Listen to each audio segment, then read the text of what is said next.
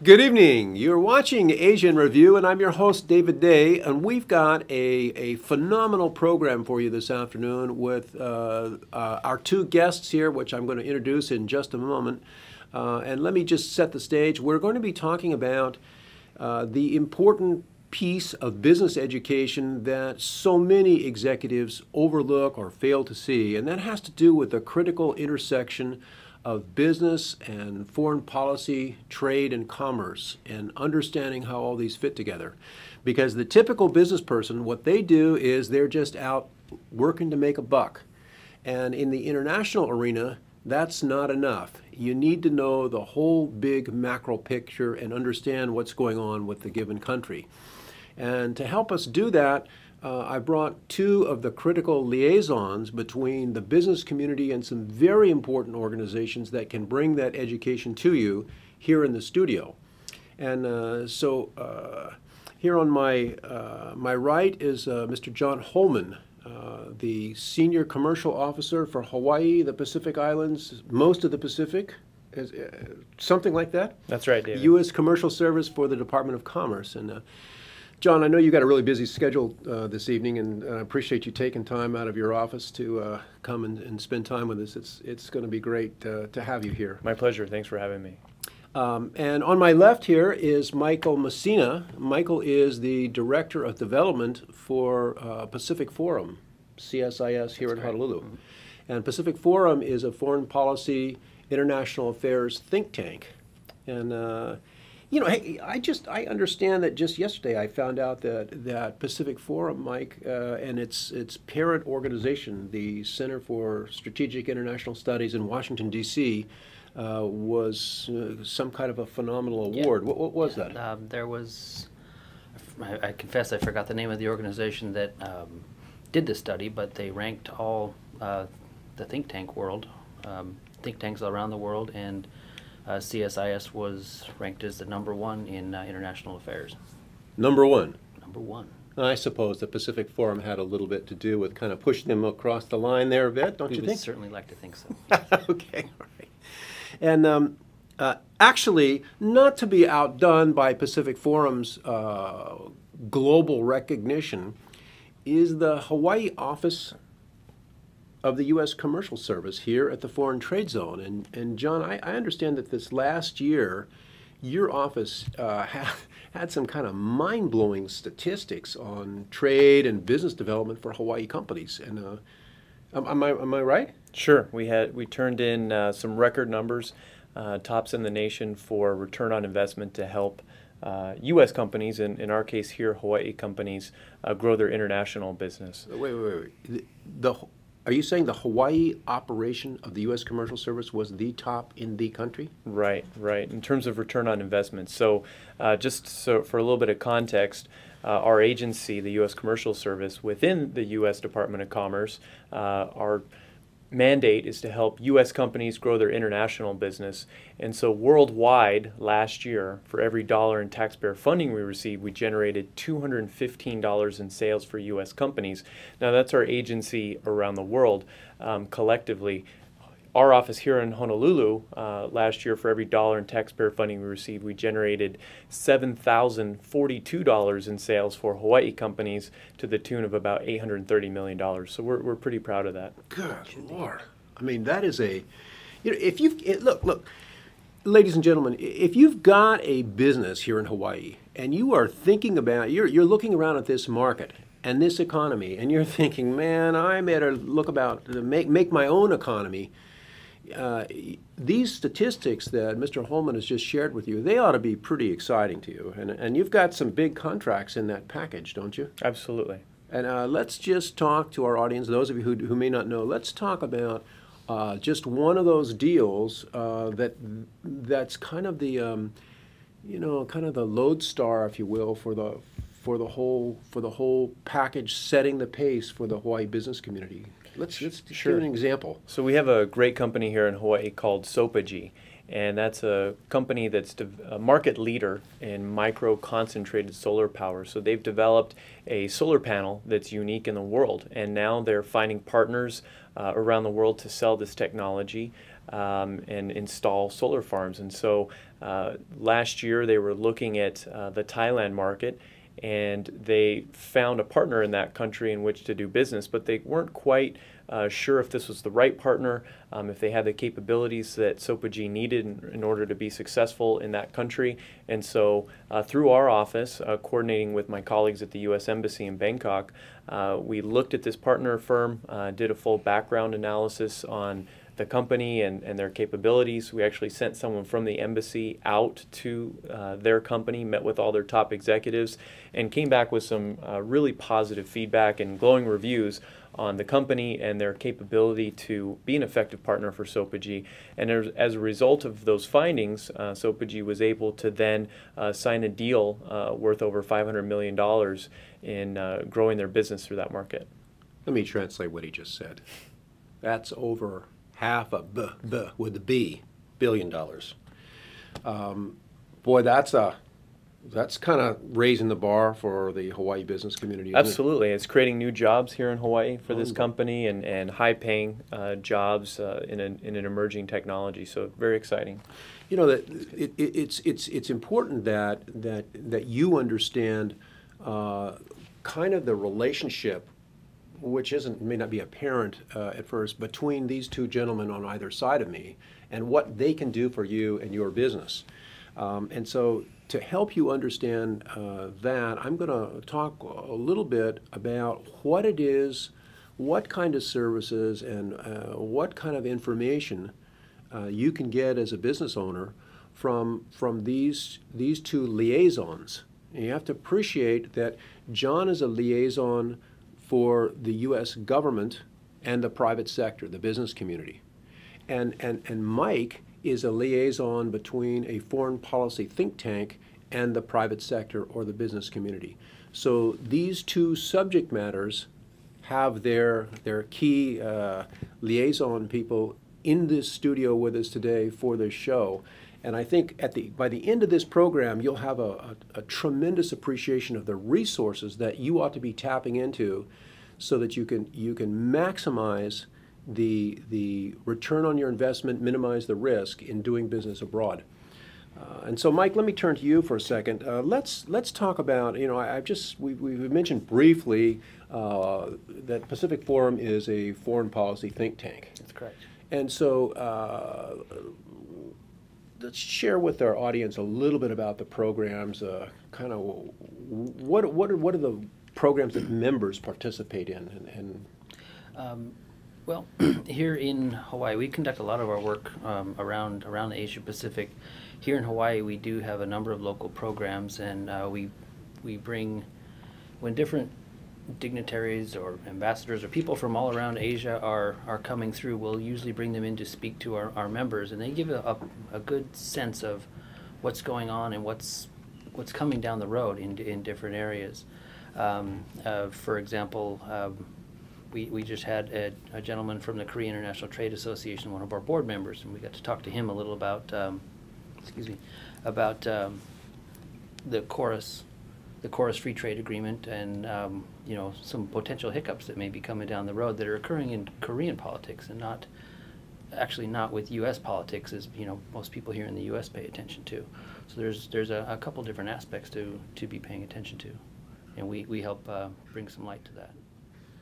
So it's an opportunity for a member of the private sector to come in and really tap into some real depth into thinking and kind of the direction of geopolitics and foreign affairs within the country or region that they may be interested in. Well, definitely, and around Asia, we perform a function which is known as Track 2 diplomacy. Okay, well, track two. Track 2 diplomacy is where senior government officials from different nations. Wait, before we get into that, what's track 1? Well, by contrast, Track 1 is when Secretary Clinton, for example, goes abroad, meets with foreign ministers from other nations. They typically have a set of talking points, maybe 6 talking points. Track 2 diplomacy is senior level government officials coming together, talking about what really matters to them, and it's in the broader context of the entire relations. Trade and economics is one plank of that. that kind of information gets bubbled up to the track 1 level and becomes some of those talking points. Okay. And it's also some of the things we talk about in our morning breakfast programs here in Honolulu too, for our members. So is that if I understand what you're saying, does that mean that your members sometimes have some influence and some input into the discussions that ultimately end up in the track 2 level that at times bubble up to the track 1 level? It's possible, yes. Interesting. John, let's go over to you now. You talked about this phenomenal performance of your office here in Honolulu in developing real deals for the business community. And why don't you describe for our audience, what is it that the U.S. Commercial Service does? We all kind of joke about that the U.S. Commercial Service is one of the best kept secrets in international business, and we're constantly trying to blow that and make it not a secret anymore. But right. I guess your success level is a secret. Right. So basically, what we're mandated by Congress to do is to help U.S. companies to find opportunities in international markets and grow their business by increasing their sales there. We see that currently less than 1% of all U.S. companies do international business. By contrast, you look at a market like Germany, where over 30% of companies in that country do business internationally. Also, when we look at the period between 2005 to 2010, we saw U.S. companies that export well, actually, let me back up. Companies that did not export, so a majority of U.S. firms, saw their revenues decrease by about 7%. On the flip side, U.S. companies that exported saw their revenues increase by 36% during that same time period. All right, hold on one second. Hold that thought. Ladies and gentlemen, you're watching Asia in Review here, and we're talking about the intersection of business, foreign policy, and trade policy. And if you just heard Mr. John Holman from the U.S. Commercial Service with those statistics, let's hear one more time, John, about companies that don't export. Sure. So from 2005 to 2010, U.S. companies that did not export saw their revenues on average decrease by about 7%, whereas U.S. companies that did export during the same time period saw their revenues increase by 36%, a swing of 43%. Okay, I translate that for you. What that means is that if you're not involved in exporting, if you're not involved in developing your business internationally, you're looking at an average of 7% decline. And if you catch what we are discussing during the course of this program, you're looking at potentially a 30% increase in your business. Mm-hmm. And we know that 58% of U.S. companies that do export, so of that 1% of U.S. companies that export, 58% of those only sell to one country, most often Canada or Mexico, because of our proximity to those markets and our free trade agreement. So when you think about emerging markets and where some of the growth opportunities are, just imagine if our U.S. companies, maybe 5 to 10% were doing international business, what kind of impact that would have on our economy. Boy, it kind of, to use your expression that I've heard you use many times, it would kind of blow the doors off. Sure, right? Sure, definitely. It would turn things around. Also, we know that companies that do business internationally are less likely to go out of business, 8.5% less likely to go out of business, and they pay on average 15% higher wages. So they're creating quality jobs in the United States. Boy, that's powerful. I mean, statistics usually are the kinds of things, John, that people's eyes glaze over when you talk about it. But if you're in the business community and you're looking at a 7% revenue loss versus a 30% gain, I mean, maybe you ought to pay attention. Absolutely.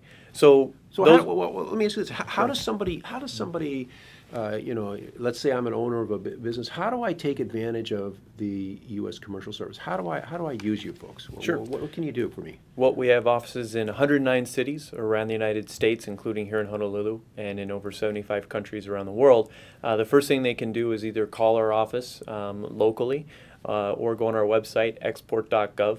There's a ton of information on there, market intelligence on different countries and sectors around the world, how to identify Schedule B numbers, taxes and tariffs, logistics, some of the small things that companies need to learn how to navigate when they're doing business internationally. We're also here to help navigate some of those issues and identify the best markets for a company to do business in.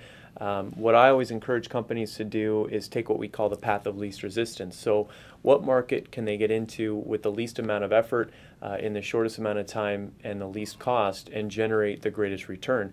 Then leverage that experience and revenue stream into the next easiest market for them in which to do business. That makes a lot of sense. You know, we see in the business community here in Hawaii, I mean, at least I've had the experience, maybe you have as well, where so much of our business community is locked into Japan, and there's only one other country in the world internationally to do business with, and that's Japan. And it doesn't matter what their business is; they're always looking at doing business in Japan, and that's not what you're talking about. Maybe look at some other options that are easier.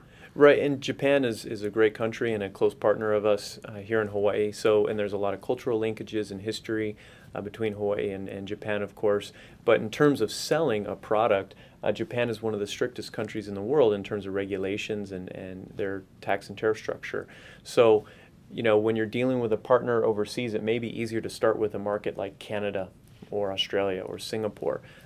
We have free trade agreements with all those countries, so zero duties on most all products. Similar language, business culture. Singapore, in fact, is rated the #1 place to do business in the world. Hong Kong is #2.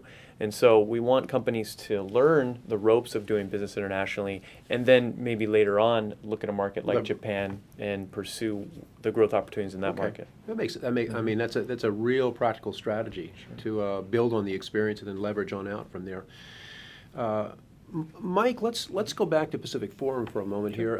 How does, in your mind, I mean, you're sitting there as the liaison between this international affairs, foreign policy think tank, and the private sector. How does someone in the private sector, a business owner like me as an example, how do I take advantage of Pacific Forum? How do I do that? Contact us. Come to some of our events. Our people are constantly on the road. Particularly my bosses are constantly out there around Asia, really having their finger on the pulse of what's going on. And again, that's in the much broader relationship, and trade and economics is one piece of that. But there's a lot of good information. I think that if a company here in Hawaii is considering doing business in another country, they may want to get some good overview analysis of, well, is it a good market? What are the risks? And once they decide to maybe walk through that door, then talking to someone like John is a good next step to get yourself into that country. You know, as I think about it, the the whole notion of an education, understanding of trade policy, foreign affairs, you know, the shifting geopolitics in a region. You know, if we were to roll back in time 20, 30 years ago, at the beginning of my career, you two weren't involved in this, but I can tell you from experience, in those days, a business owner coming out of the U.S. going into one of our Asian countries here in the region, they didn't think about that at all. And because it was in a totally unsophisticated, true pioneering situation, you know, they were the first or second American to show up on the dirt, so to speak. And you don't want to do business with the U.S. Here's a U.S. business contract, followed MOU, followed by a contract maybe, and then they kind of get started. And as all three of us know now, that the level of sophistication of the business people on both sides of the Pacific has grown so significantly over the last 2-3 decades that it's not always that easy. And a piece of the doing the deal, if you will, is the building of the relationship. And so, my understanding, I mean, the way that I have used the U.S. Commercial Service is to help the U.S. Commercial Service find potential clients to do business with in a given country. So as an example, I would go to you, John, and maybe let's say we were talking about doing business in Korea. And what would you do next? I come to you, then what happens? What's the next step? Well, first we look at, is Korea the right market for you?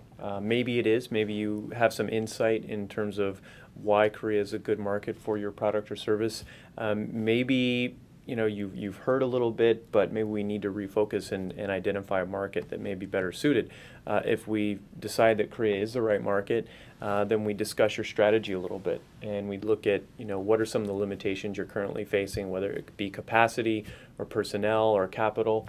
What your goals are in the market, what kind of partners are you looking for. So we refine your strategy a little bit in terms of what you're trying to accomplish in that market. And then we'll contact my colleagues at the embassy in Seoul. Okay, hold on one second. Sure. Before you contact the colleagues in the embassy, have you ever had an experience where you had a potential client company come to you, business come to you here in Honolulu, and they have an interest in a particular market, and you've gently redirected them to a better opportunity? Has that ever happened? Absolutely. It happens all the time. When we get phone calls or emails from companies in the community, the two markets that we see interest in the most are China and Japan. China, it's in the news, it's such a large growing market. Japan, of course, a lot of cultural linkages we referred to earlier. But those are two of the more difficult markets in which to do business. We rarely get a call from a company saying, hey, I'm interested in Canada, or I'm interested in Australia. And those are... Why is that?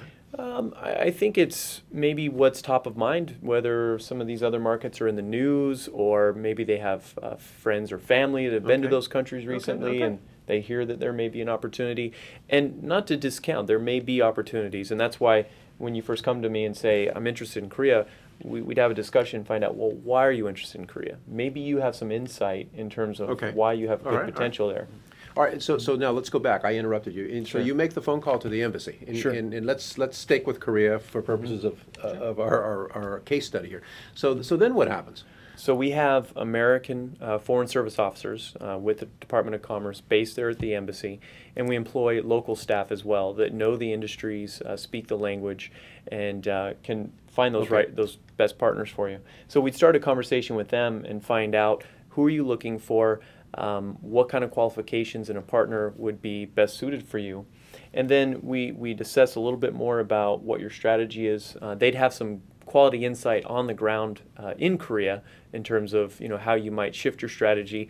Oftentimes companies, they may have a successful strategy in the United States or in Canada or another market, and they want to take that same strategy and just apply it to a new market. But that may not apply. The strategy may need to be completely reformulated to be successful. And so, in some countries, for instance, depending on the product or service, the government in that country may require that you have a joint venture partner or some sort of other agreement with a government agency in order to do business there. So we'd get informed a little bit about how to do business in Korea, for example, what the best strategy for you would be moving forward, and then we would look at bringing you over in 2 to 3 months and introducing you to some partners that we identify. What we typically do is we'll contact partners that meet your criteria, tell them about you, what your product or service is, and what your goal is in the market. And then those that are interested, we set up one-to-one meetings for you and those partner companies. Because we're the U.S. government, it tends to shake out less legitimate partners on the other side and give you immediate credibility in their eyes because we're facilitating the introductions. And so that can be a very, very effective means to finding good partners. Okay, so let's reduce this to a visual picture for our audience that after this initial run at the U.S. Commercial Service, you come back with a list of potentials. And so I'm going to fly to Seoul to meet with your colleagues in the embassy and start to work on this list. Now, if I was really shrewd about this, for reasons I'm going to talk about later on down the road, before I'd make this trip to Seoul, invest the money and start working down that list, I would be doing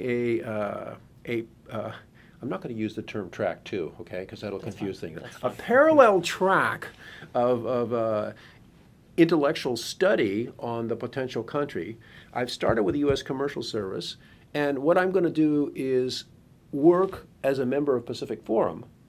And so before I make this trip, and so what are the types of things that, just let's think about our case study now, Mike. The breaking into the market in Korea.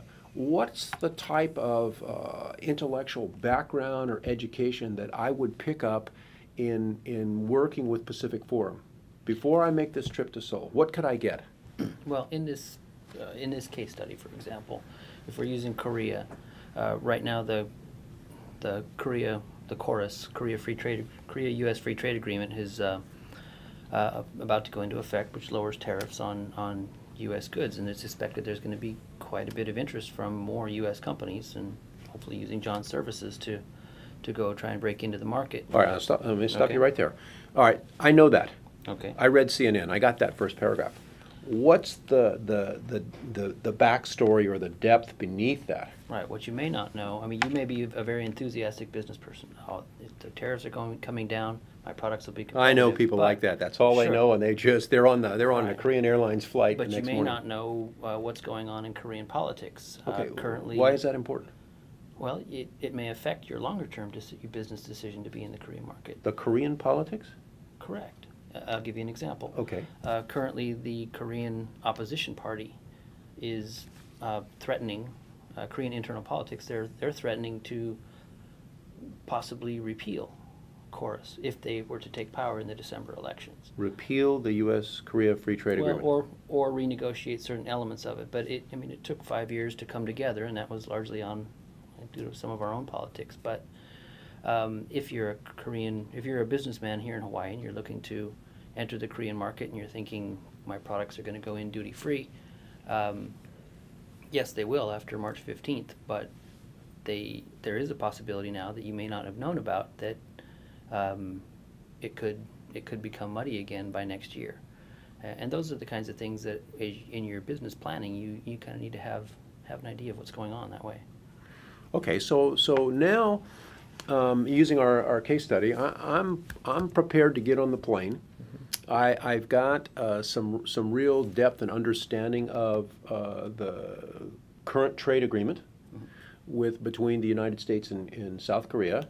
I know something about have some depth on the opposition to that, and I get on the plane and I go to South Korea, and I come into the embassy and meet with your colleagues at the U.S. Commercial Service in Seoul, as an example.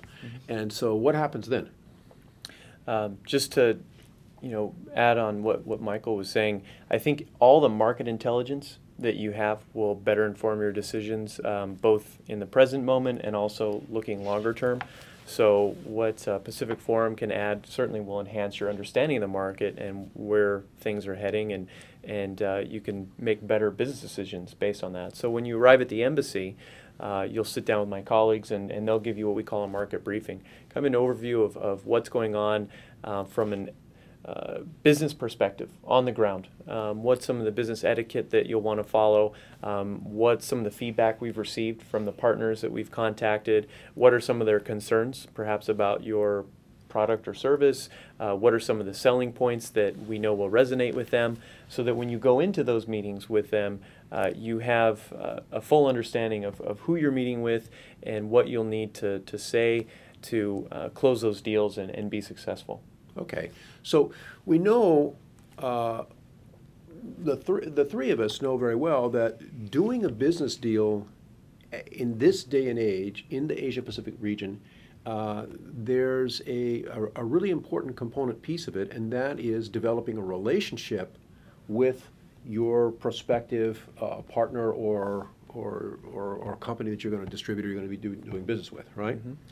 And so a piece of the relationship building exercise that goes on in this region of the world involves a lot of out of the conference room, out of the office dining, entertainment, and informal discussions. That's correct. You two with me so far Absolutely. on this? Okay. I fully agree. Okay. All right. Now, and so it's been my experience that what happens is that you go into a restaurant, or maybe it's a cocktail lounge or a bar or something like that, and you're with one of the companies on the U.S. Commercial Service list. And yes, you've had a formal meeting. That meeting might have been in an embassy or the consulate or in their office. But the real business is not going to take place there. The real business is going to take place in the restaurant, the cocktail lounge, or wherever you're at. Mm-hmm. Because they are really focused on this relationship building piece. You both follow me on this so far? Absolutely. Okay.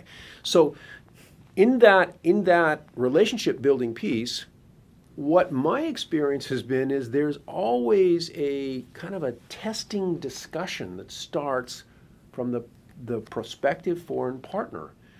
And they eventually, after the little niceties are taken care of, they get around to a conversation that relates to international or geopolitics or foreign affairs as respects their country. Sure, they want to know. They want to know what you What know. do you know? Right.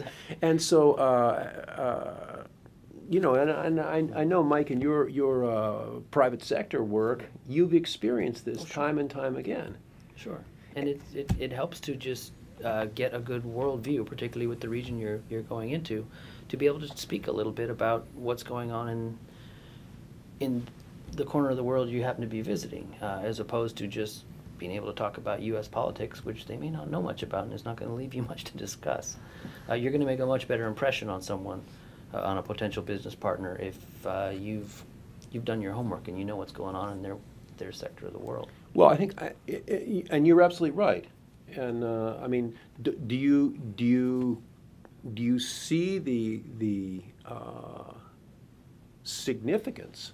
Well, let me ask you, what is the significance of being able to discuss, for instance, with a potential energy partner in Vietnam, a pretty heavy-duty understanding of the geopolitical controversy involving the South China Sea? Do you see that as something that's important? Sure. It basically it reveals your own intelligence on what may be important to them. Another example could be if we're talking about an energy partner in this example, water rights issues from the Mekong River and other rivers that flow out of China. If you're aware of the fact that in China there are efforts to harness the water energy for China's use, which puts a stranglehold downstream in Vietnam, it demonstrates you have a full understanding of what matters to them, and it just on a person-to-person level, you become a better friend and potential business partner, I suppose.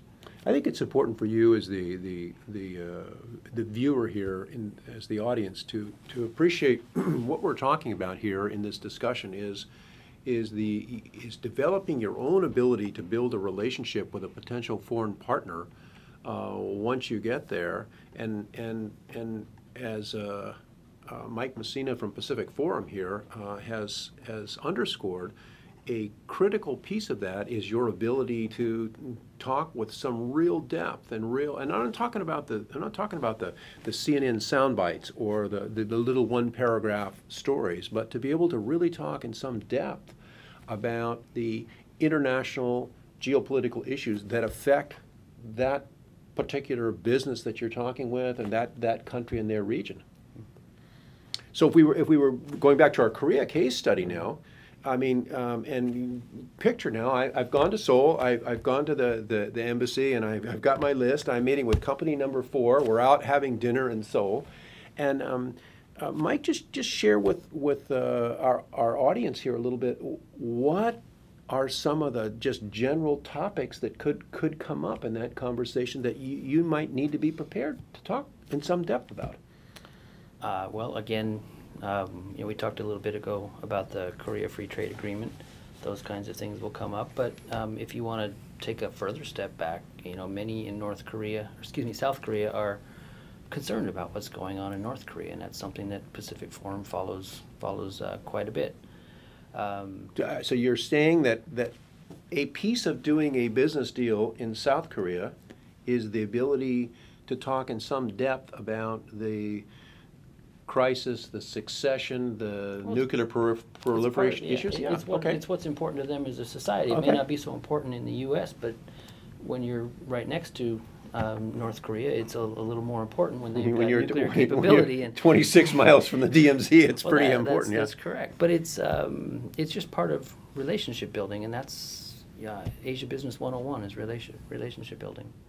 I think I wanted to share with both of you that I have found that working with John's colleagues overseas in various countries, and combining the firepower that the U.S. Commercial Service can supply me as a business person with the related intellectual firepower from Pacific Forum. I mean, in a dinner conversation in a given country in our region, because I have had the benefit of both of your organizations, I am really well equipped to carry on a conversation. It'll have to be a conversation in English, but I'm really well equipped thanks to your two organizations. And I just want to encourage those of you in the audience here to think about what we're talking about here, and encourage you to take advantage of these two liaisons for these very, very significant organizations here in Hawaii, because both the U.S. Commercial Service and the Pacific Forum are major intellectual pillars that support Hawaii's bridge to Asia. And you are watching Asia in Review, and we're talking about the intersection of business and foreign policy, and our guests are Mr. John Holman from the U.S. Commercial Service and Mr. Michael Messina here from the Pacific Forum. All right, we've talked about Chorus. We've talked about kind of the benefit of including the two of you in kind of the intellectual umbrella, if you will, that you need to do in order to successfully do business. Let's shift to a slightly different topic now. Right at the time that APEC was here in Hawaii, there was a lot of talk about a new trade deal called the Trans-Pacific Partnership, TPP. And right before APEC started, the new then Prime Minister of Japan, Noda, made an astounding commitment that he was going to put his government, despite the rice farmer lobby in Japan, he was going to put his government behind the TPP and push to get Japan involved in those negotiations. And shortly after APEC, John, you and I had a conversation about the significance of that move for business in Hawaii. And let's talk about that conversation that you and I had before, because I want our audience to fully appreciate your perspective of what that means. Sure. Well, I think the Trans-Pacific Partnership, it took a lot of leadership from the president's side to push forward this agreement. And I know a lot of our partners on the foreign side, some of the partner countries are very excited about getting together an agreement that brings together a number of countries, several of whom we do not currently have free trade agreements with, to expand our role in the Pacific in terms of bilateral trade with a number of partners. And the other exciting thing is that over the last few years, we've seen a lot of countries sign two-way trade agreements or bilateral agreements. This is a multilateral agreement among a number of countries. And so what that means is simultaneously, once this agreement hopefully goes through in the future, we'll see trade among the United States and several countries increase at the same time. The reason why this is important is because it's gotten several other countries excited about the process and interested in possibly participating. You mentioned Japan. We've heard that Canada, Mexico are interested in joining the process. We've heard some things out of China that China may be interested perhaps down the road. And so these are positive signs that some of these key partners, both currently and in the future, are interested in participating. in such a huge agreement that would benefit U.S. Sure, companies right. and help us find new market opportunities throughout the Pacific. You got a picture now of these various countries that want to join a free trade agreement in the Asia Pacific region, and so let's kind of follow the case study that we've been talking about here, of using the resources at Pacific Forum to give us some more depth on this topic. So Mike, what's the Trans-Pacific Partnership all about? It's one of the things that makes it, I think, unique. There's a number of free trade agreements out there, and bilateral and multilateral. The World Trade Organization is a massive one. What I think is really useful about this one is it's a little more looking forward. It's not just reducing tariffs so that goods can flow better. It also aims to maybe increase efficiencies amongst countries as far as regulatory standards, for example. So maybe maybe where we would have to get something cleared by FDA before you sold it out to the public. Other member countries would honor that instead of going through the same process in Japan, Singapore. So it helps streamline and make things a little more transparent that way. That's one example of what's good about this one. Another thing, in addition to just lowering tariffs, it also is looking to move to remove non-tariff barriers. For example, phytosanitary restrictions are sometimes, where I come from, Washington State, apples in some markets have been frozen out of competition, not because of tariff barriers, but countries have put up phytosanitary restrictions, saying, well, we can't accept those apples because of the way they're grown or the way they're fertilized and such. So the TPP is almost I don't want to say a do-over, but it's the WTO has 153 member countries, and getting consensus from 153 member nations is very time-consuming and very unlikely to happen. Here, there's some things that have evolved in the world trade environment, have been things that come up, such as the example I just gave. By building these kind of methods to address such issues into the framework of this agreement, it will help things become a lot more smoother going forward as more nations join the agreement.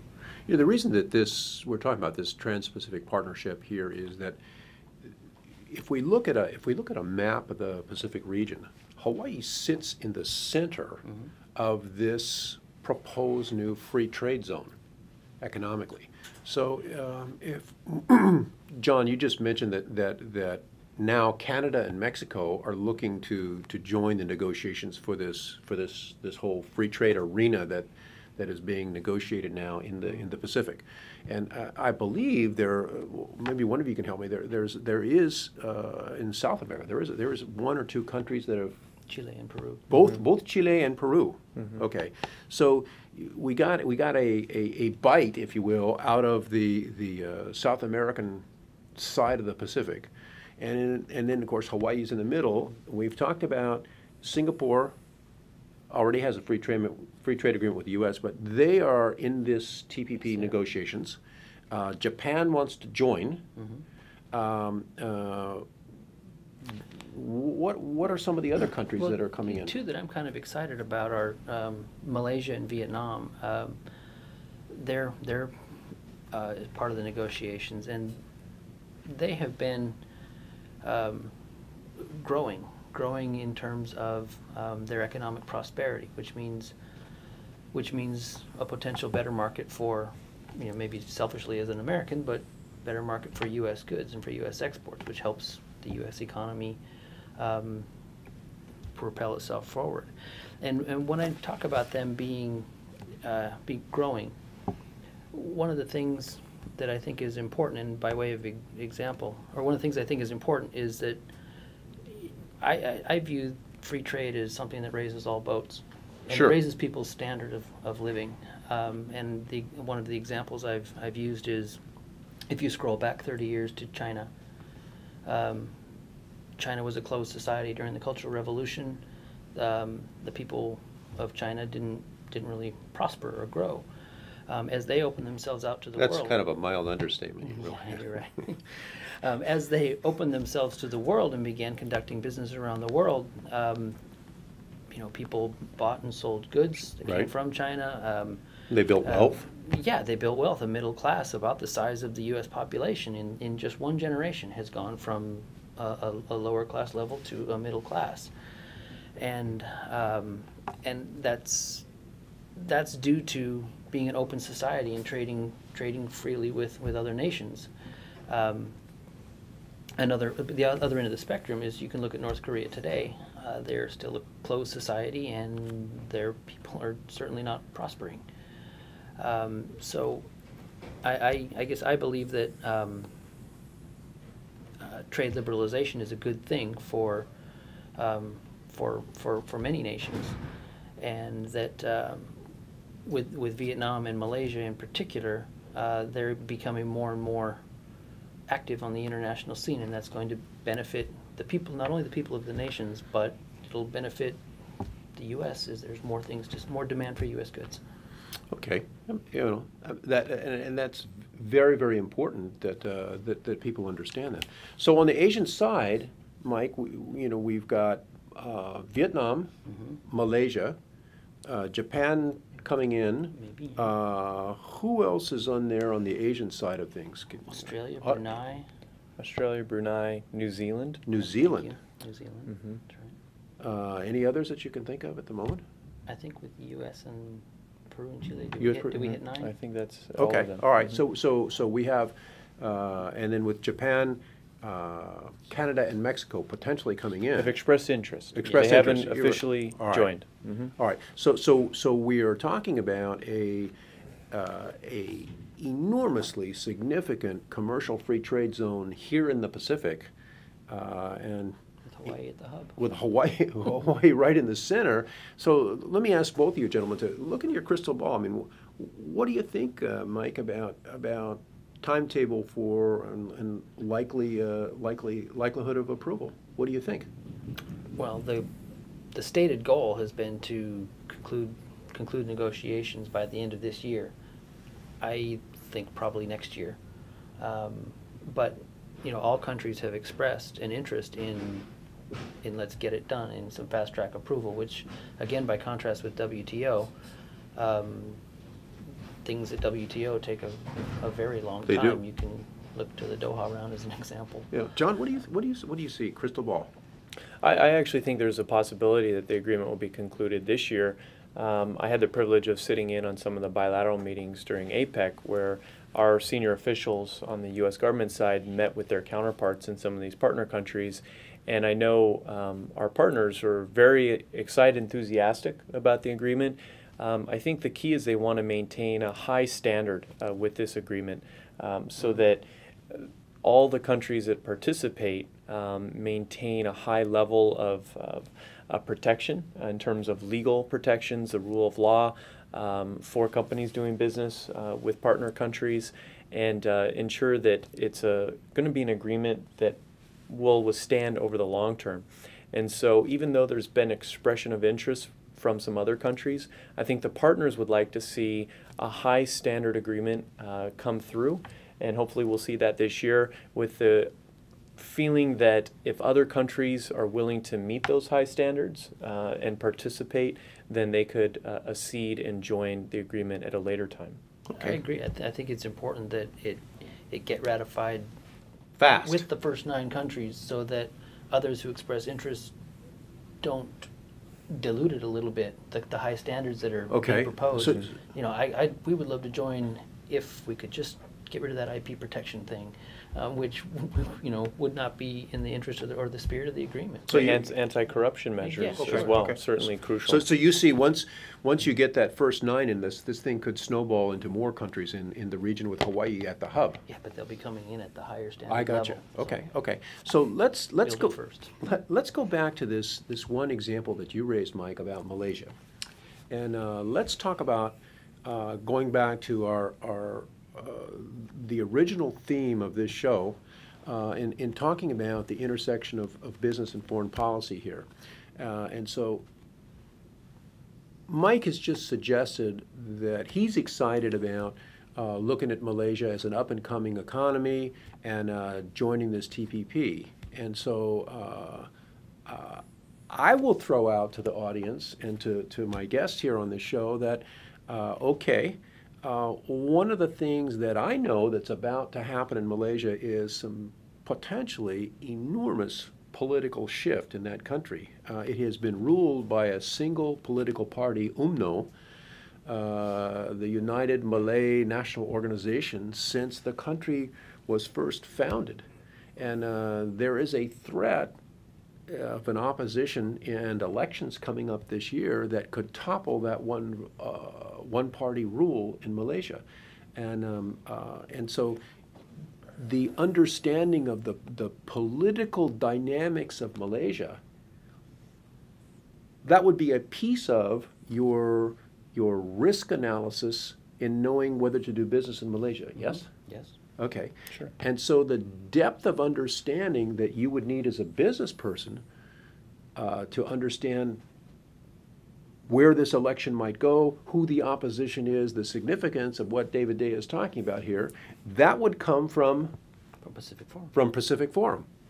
And so I want the audience to appreciate that these two gentlemen represent the intellectual umbrella that you need to have to do business successfully, and they are resources that are available.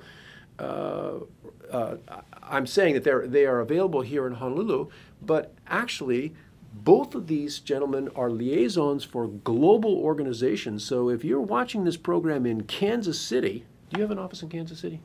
We do. We do. Washington, D.C. Washington, on the U.S. mainland, of course.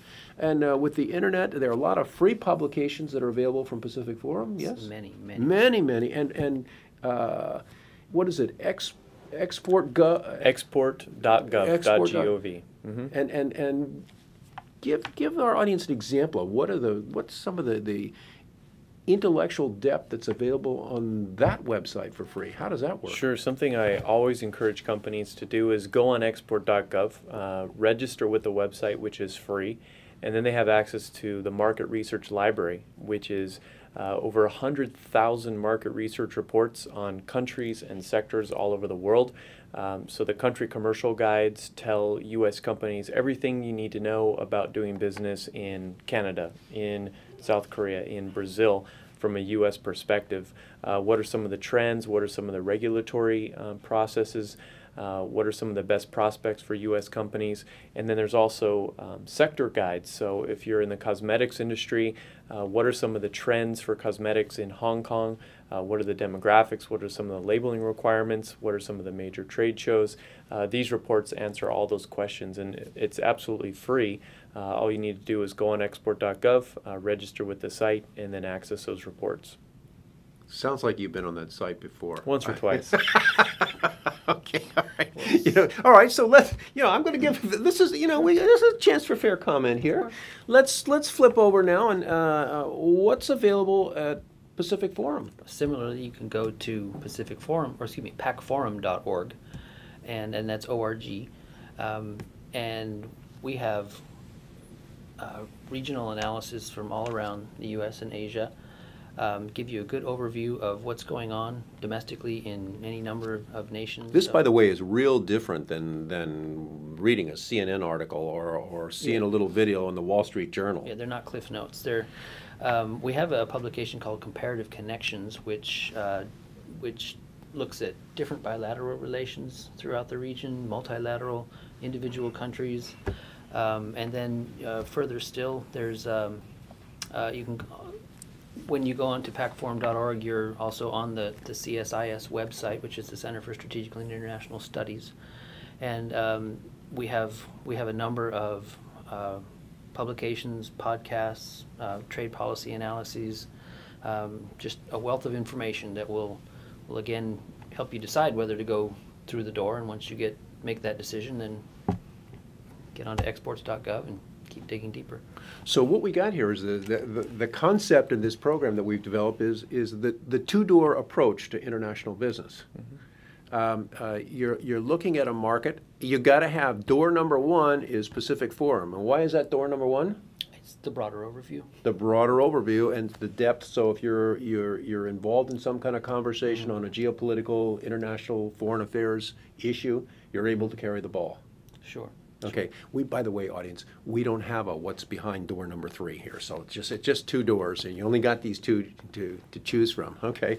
And so once you develop that depth, or as you're on a parallel track, and door number 1 or door number 2 over here is the business market intelligence. So from market research to information on shipping, logistics, all the things that you need to know to get into a market, and then finding the partners on the other side that we can utilize our resources at the embassies to do. So this has been the Two-Door Show. I hadn't really thought of it that way when we got underway here, but it's a real simple. You need the intellectual support and analyses of these two liaisons for your business, the U.S. Commercial Service and the Pacific Forum, Foreign Policy, International Geopolitics think tank, and the hookup and culling through potential partners in a given target country. So Mr. John Holman, thank you so much. Mr. Michael Messina, thank you so much. Thank you, David. You've been watching Asian Review. Good night.